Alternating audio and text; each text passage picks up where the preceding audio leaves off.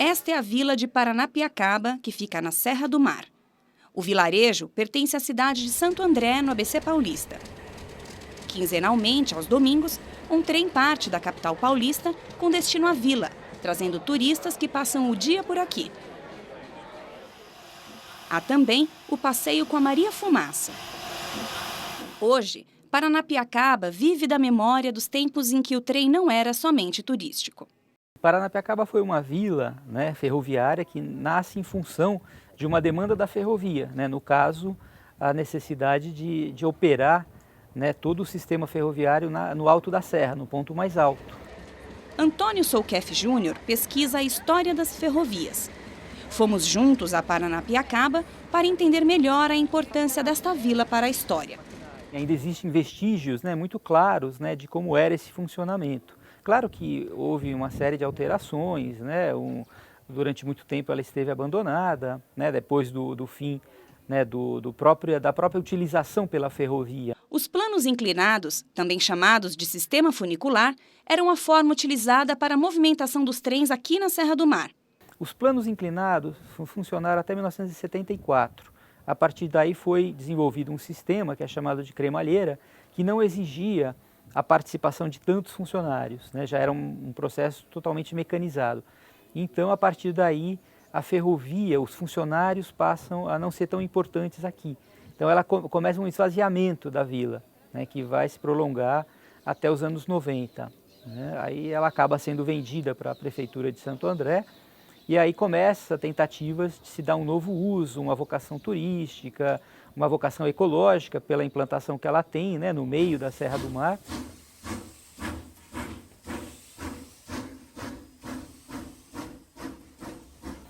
Então, hoje a gente a gente vive esse processo, né, de mudança de uso, né, mas tentando corrigir os problemas de um período muito longo aí de abandono e de deterioração. A vila nasceu em 1860, como moradia para os trabalhadores da primeira ferrovia do estado de São Paulo, que ligaria o Porto de Santos à cidade de Jundiaí. Em 1835, tem a primeira lei, né, pretendendo instalar uma ferrovia no país. Mas, na época, os desafios eram muito grandes e ninguém se interessou. A primeira ferrovia surge por iniciativa do Barão de Mauá, né, um dos mais importantes empresários aí do século XIX, e ele cria uma ferrovia ligando o fundo da Baía de Guanabara até a raiz da Serra de Petrópolis. Um trajeto, né, que fazia ligação com Minas. Então, Minas e Corte, né, eram o principal trajeto econômico, assim vamos dizer, né, em termos de produção. Em São Paulo, a ferrovia vai surgir, a primeira em 1854, por iniciativa também do Barão de Mauá, que se associou com os ingleses, né, e fizeram juntos a São Paulo Railway Company, que ligava Santos a Jundiaí. Foi a quarta ferrovia a ser implantada no país, tá? E a razão dela existir foi o transporte de café. Né? O café já tinha vindo do Vale do Paraíba, estava indo em direção ao Planalto Central, né, o Planalto Paulista, e atingindo, né, a região de Campinas, Rio Claro, e era transportado via litoral santista, né, mas transportado por lombo de burro, né, os tropeiros.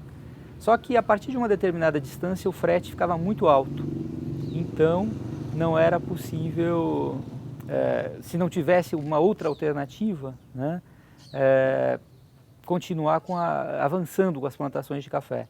E o Barão de Mauá foi um personagem muito interessante, né? Ele foi um dos grandes empresários, né, do Império. Ele, como uma pessoa bastante antenada para o que acontecia, ele acabou se interessando pelo transporte, tanto que foi o pioneiro, né, o responsável pela construção da primeira ferrovia, né, ligando, como eu falei, a Baía de Guanabara, né, à raiz da Serra de Petrópolis.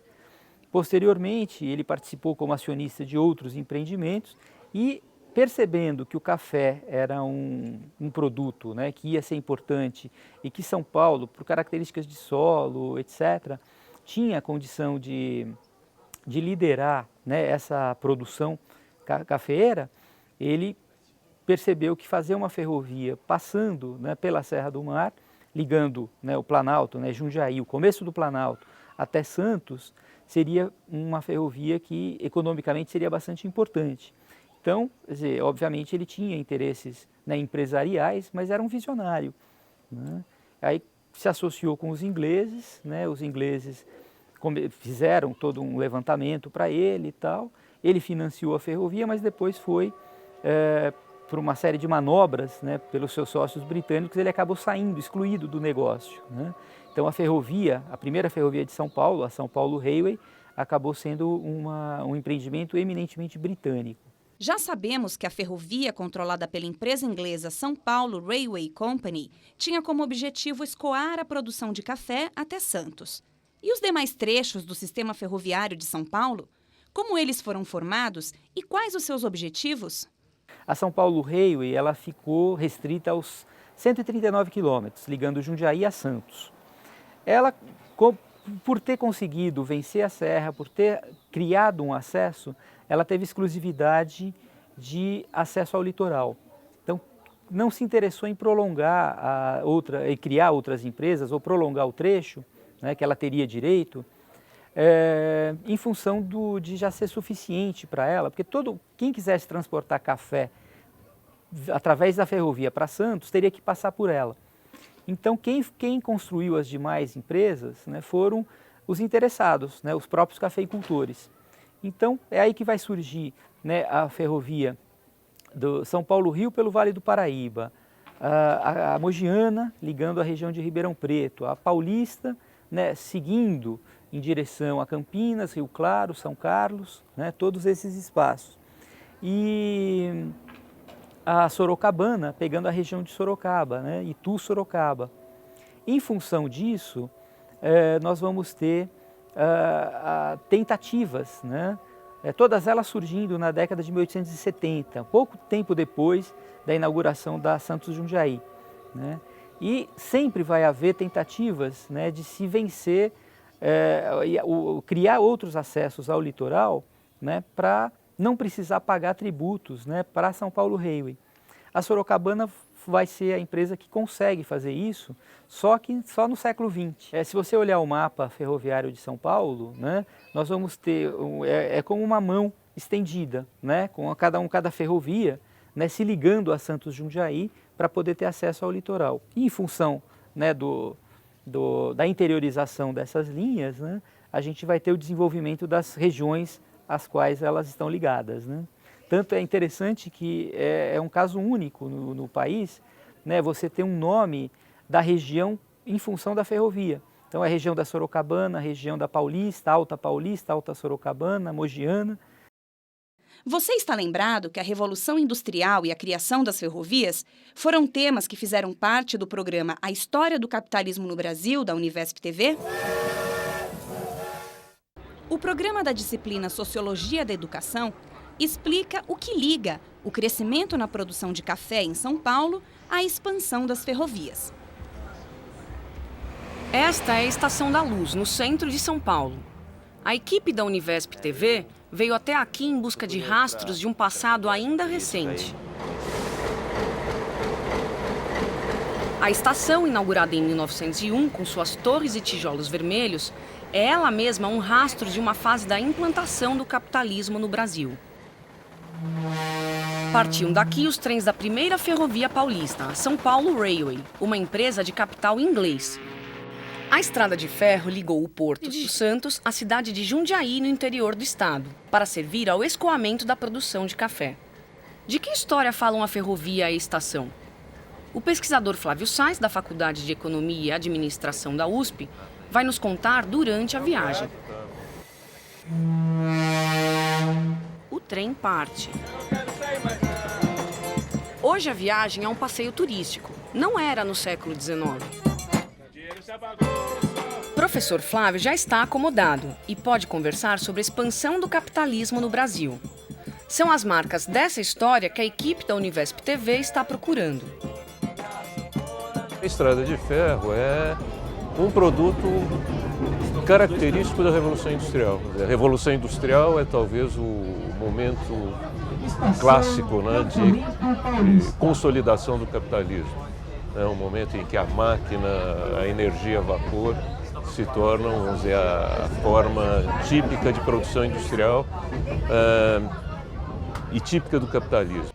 Flávio estuda a história do desenvolvimento econômico do Brasil e de São Paulo. Uma coisa se aprende logo ao conversar com Flávio e outros pesquisadores. Capitalismo e industrialização andam juntos. Quer dizer, falou em capitalismo, falou em industrialização. E falou em industrialização, falou em revolução industrial. A estrada de ferro representa um investimento extremamente grande que absorve capitais que de repente já não tinham onde ser aplicados. A estrada de ferro é extremamente importante para a constituição da indústria pesada, então é um novo campo, né, que surge, né, a construção de máquinas de ferro, né, para a estrada de ferro, a fabricação de trilhos, todos os equipamentos, a construção de locomotivas, né, tudo isso representa um ramo novo dentro da história do capitalismo e um ramo novo que dá um impulso enorme para a expansão do capitalismo. Ele está falando da Europa e talvez dos Estados Unidos. Porque aqui no Brasil não havia ainda indústria capaz de fornecer o necessário para construir uma estrada de ferro. Estas imagens antigas da Companhia Paulista mostram as peças dos primeiros trens chegando a São Paulo. Elas vinham da Inglaterra. A construção das ferrovias daqui estimulava o crescimento da indústria e do capitalismo de lá, da Inglaterra.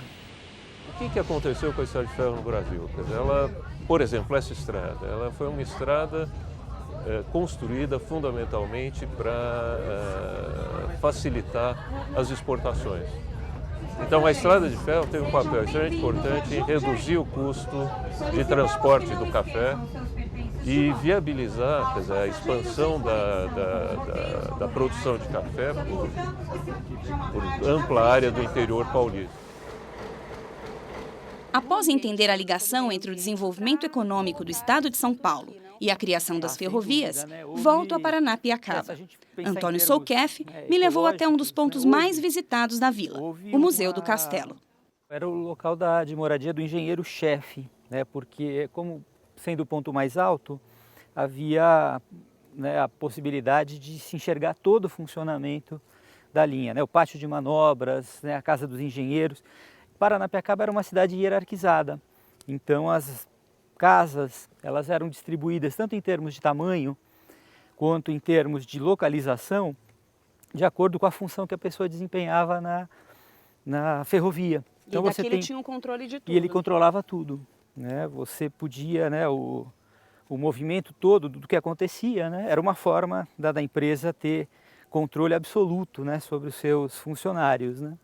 Paranapiacaba foi tombada em 2002 pelo Instituto do Patrimônio Histórico e Artístico Nacional, o IPHAN, e também pelas instâncias estadual e municipal.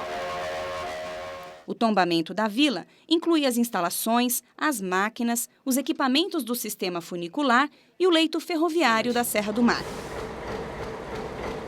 Em 1981, a antiga estação de Paranapiacaba foi destruída por um incêndio de grandes proporções. Este incêndio ocorreu 2 dias antes do término da concessão da empresa São Paulo Railway Company. Mas qual é a importância das ferrovias para a história geral? É possível, a partir das ferrovias, entender a história de maneira mais concreta? Com a ferrovia, com o café, né, a gente vai ter um desenvolvimento fundamental, né? A interiorização do Estado, né? A ocupação, né, primeiro com plantações e depois o próprio avançar da ferrovia, o acúmulo de capital, né, vai permitir depois o desenvolvimento industrial do Estado, né? Então ela está na raiz de todo o desenvolvimento que São Paulo tem, a partir do final do século XIX e ao longo da primeira metade do século XX. Então, partindo das ferrovias, da história das ferrovias, é possível então entender bem essa história? Sim, sem dúvida. A ferrovia está diretamente ligada, né, não é o único fator, claro, mas ela surge em função do café, né, e depois vai ser o meio de transporte do braço imigrante, né, que também chega e traz toda uma nova configuração, né, para o país, com novas profissões, com novas, né, técnicas construtivas. Então, ela está diretamente, eu diria que é um tripé, né, o café, a ferrovia e a imigração. São 3 fatores que determinam o desenvolvimento do Estado, né?